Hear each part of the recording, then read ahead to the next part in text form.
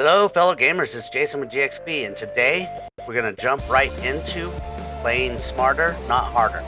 I'm 170 days in, so let's go over the 5 tips. The first thing is about protecting your TC. So, obviously, shields are the most important when you're in EOC. Second is emptying out your troops into safe places. And third is if you're going to get hit with an attack, you want to be garrison your TC. Garrison means you're going to put beasts into your wall, and from there you're going to configure your best formation for those beasts. Done a little bit of testing, and what's important to understand is that your stats matter. So pick your best formation, set those beasts in, and then configure the formation that you know works with those beasts, so you can protect your TC as best as possible. So what I'm using is the Barbarian Rider formation, and we're going with 30% Guardians, 30% Warriors, 30% Mounted Archers, and 10% Vanguard. Now, if you are focused on Archers or Hunters, which are the Haviliers and the Archers, there are buffs for those troops specific, but your stats have to be there to support them. And I've tried to use my Archer formation, but my stats are not high enough, and it crushes me. So I'm sticking with my best formation, which is the Rider and Barbarian formation. Another thing to keep in mind is that if you are active with your formations and you have deployed your beasts that are assigned to the garrison, the next available beasts are going to be used. So it's good to build a garrison defense formation that you use for this, and you have your other formations that you're using for other reasons. So keep that in mind when you're trying to protect your temple. Okay, I cannot stress the importance of glory. Glory points are essential for building your strength, all right? It's also essential for testing, so you know how to build that strength. The best way, absolute best way to do that is through building occupations. When your clan has a building and another clan has built a road and connected to it, it doesn't necessarily mean you have to war for it. You can use this building to ensure that everyone is learning how their formations work. Yes, owning and occupying a building does give you buff, but in the grand scheme of things, having multiple clans that are connected to these buildings and that you're able to mutually agree to battle, whether it's one-on-one or rally against rally, it helps you understand your troop formation. It helps you understand your stats, and it's essential. These buildings open up periodically, and they're open for 12 to 24 hours. So having multiple buildings where multiple clans are connected gives you the greatest opportunity for glory points and testing. Now, the other thing that is extremely important is that the buildings have a certain buff compared to attacking TCs or gathering. This buff is essential. It's a healing buff. When you use these buildings and you attack, or you're you're defending, 70% of your wounded become healed automatically. So if you send, let's say you put 600 of your troops inside a building and someone attacks it, 70% of those 600 that are wounded will automatically be healed. It's awesome. Now, you also get the benefits of the GP on the max hit. So, example, we sent 1.6 million against 1.6 million. They had 1.6 million kills. We had 866,000 kills. We claimed a ton of GP or glory points, but we also healed instantly. And that is very important for growth, because those glory points are essential. And the testing is essential. When you figure out how you are functioning as your setups, seeing your stats, seeing your kill ratios, seeing the performance of your beasts, making those tweaks it's essential. And because I'm 170 days into this game, for me, it's not just about select all and go.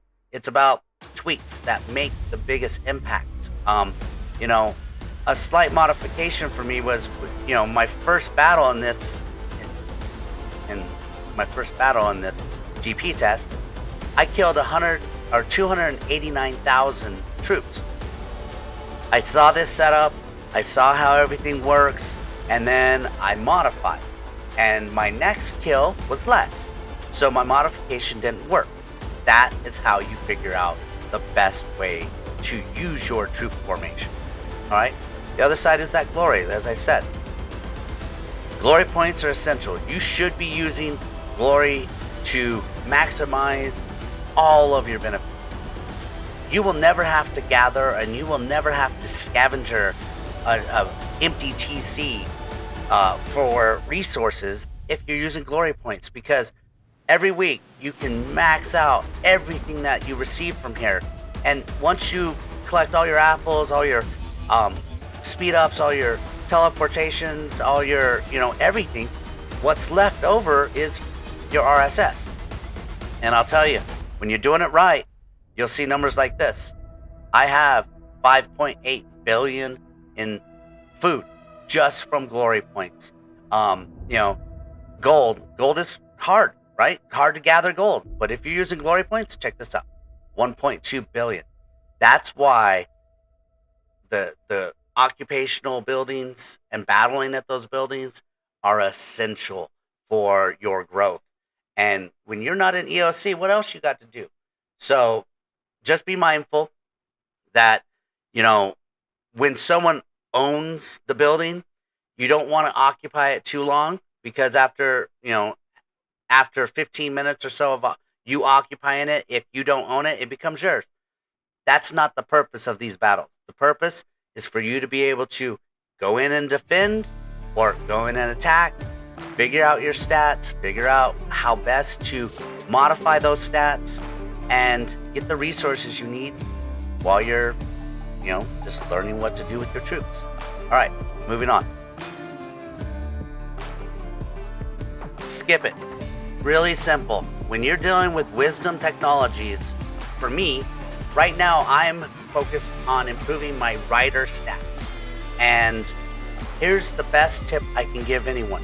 When you're focused on a specific task, you can skip everything that is not important and keep moving down your tree focused on what is the most important task. So I keep jumping over past all the BS and focusing on just those. And this is where I've gained the most percentage towards my rider stats by doing this. All right, so it's a really quick tip, but it's a very important tip. Don't waste valuable time on things that don't matter when you can bounce around and skim through these and only do what matters.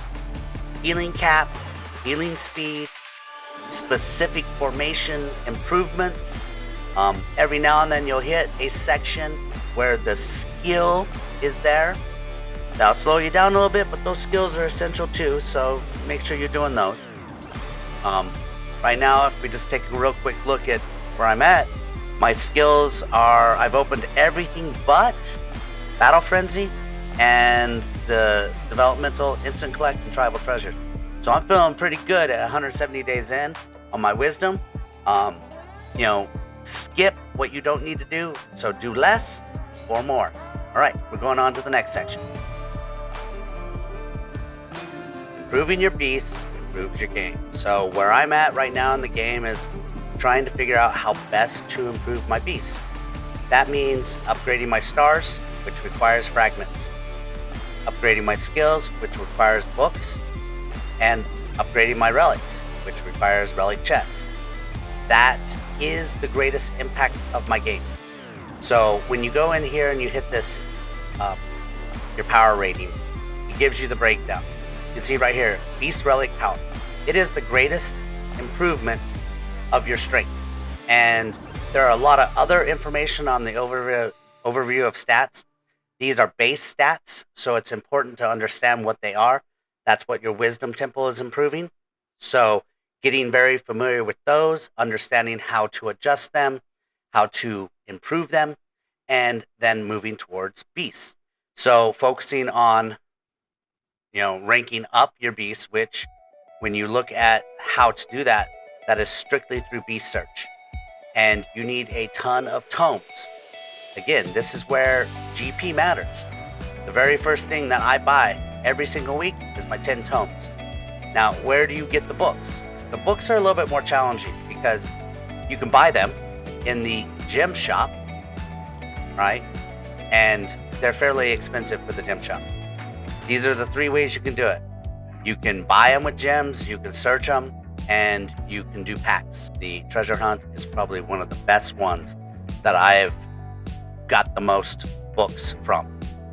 Upgrading your XP, the Odyssey gives you your standard XP every day. Beast searching does it. The beast shop does it. And this is probably the best way to get your XP for free. So in your beast arena, make sure you go through these battles every single day and max them out. Doing your wilding hunt and your monster hunt. These generate a good amount of XP. For me, and this is going to be my final tip in a second, but I'm saving resources. So I'm not doing a lot of the hunting. I'll explain why in a second. So I've covered fragments, I've covered skills, I've covered XP.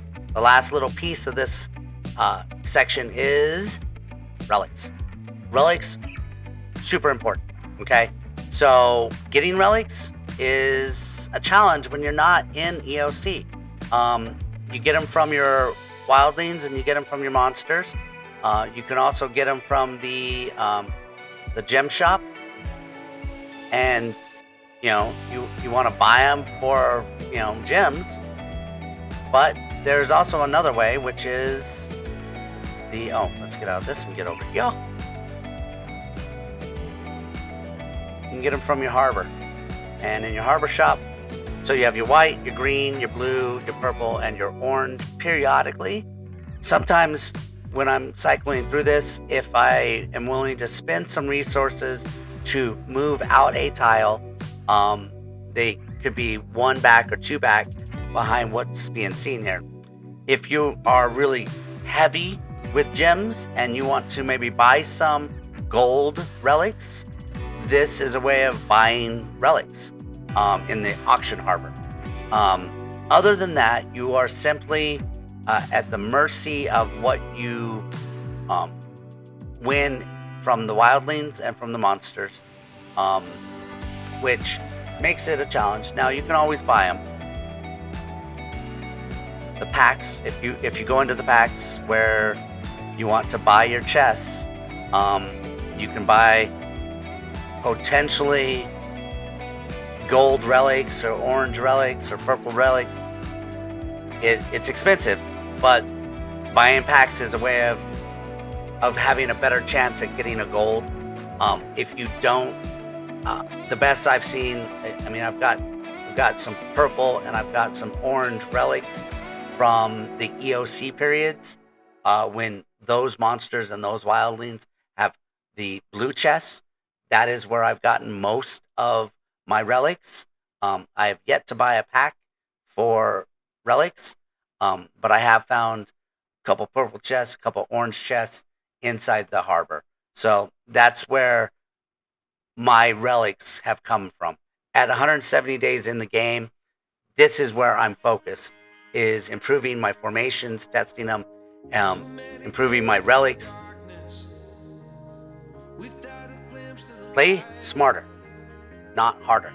And the final tip for this video is saving. Everything that I'm doing is preparing for the next EOC. All the testing, all the glory points, all the resources. That's why I'm not doing a ton of rallies or doing a ton of hunting. because yes, it would improve me, but I want to be focused on getting the best relic chests in the next EOC, so I'm saving up as much energy as possible. Bonus tip is I use the COC in a way to maximize my growth. And I can't grow every single day. I mean, I can make some improvements and I can constantly be upgrading buildings, constantly be making troops, constantly be doing certain things. But the COC is where, and I've said this many times before, focusing on getting number 1 position, focusing on getting in the top 4, focusing on getting in the top 10. The way that works is you have to be diligent every single day in only doing what tasks you can to maximize your performance in the COC. And I have a limit, meaning that I look at the rankings and I look at where the top 4 are, and then I look at my resources that I would have to expend to get there. So right now it's wildlings and rallyable creatures. Well, I am not wanting to do a ton of those because I want to save my apples and have a ton of them going into EOC. This part of the COC is challenging. Also, you have the beast hides and the relic blueprints, which are in your chief section. Well, I'm only really wanting to improve my squad capacity in this area, and I have a ton that I need, so this COC day doesn't make any sense for me. So I only do enough of this COC for me to get my 6 or 5 chests, and I stop. Outside of that, I let those resources build up to a point where when I do use them, it will get me in that top 4 and potentially number 1 spot, because the longer you play this game, the more competitive the COC is. The more states that participate. I mean, you can see this is state 48. So we almost have a total of 10 states that are competing in the COC now. So it's much more challenging. The only caveat that I would say is that I try and keep myself in the top 10. So I might spend a little bit more than I should above my 5 chests to get myself in the top 10, but it's a balance. If I can't take the first spot, if I can't take the top 4, I'll try and keep myself in the top 10, but if it means putting out a ton of resources, I'll wait a few rounds of the COC to let those resources gather up so I have a better chance of going into the top spots. Okay, guys, I hope this was helpful. It's been, a long slog being in the game for almost 6 months, but I quite enjoy it. I feel like I'm doing pretty good at it. I hope this information is beneficial. Please leave me your comments, ask your questions, find me on Facebook, and let's communicate there. I can share a lot of information on my Facebook page. If you have specific questions, reach out. All right, everyone, this is Jason with GXP. Thank you for your time. Please subscribe, get your mates to subscribe, promote these videos if you can. I thank you. Peace.